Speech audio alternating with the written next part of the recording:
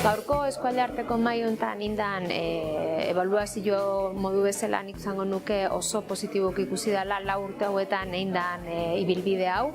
Bide hau dela garbi ikusi da eta gobernantza ikuspuntutik ikerketa ekintza metodologie benetan aplikagarrie ikuste dugu oin lantzen egin gaietan eta mendiken aurrea landuko hien beste gai desberdin guztietan baita. Orduan, ebaluazioa oso positibo da, emaitz oso positibo da, hola jarraitu berdeu eta guazen metodologien sakontzea beste gai desberdinetan.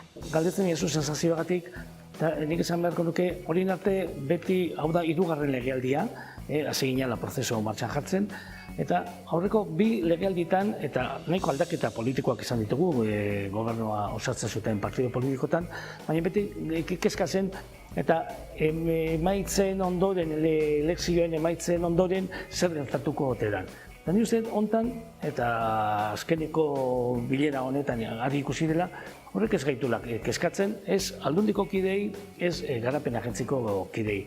Baita ikusten dugulako, hau, barneatuta dula Gipuzkoak, gure erakundeak, martxan jarri ditugun lan prozesuak eta gobernantza eredu berri hori, barneatuta deula eta sendotuta eta errotuta dagoela, eta horrek nolabait lasaitasuna ematen digu, eta izango nuke hori dela etorkizunari begira adierazlerik importantena.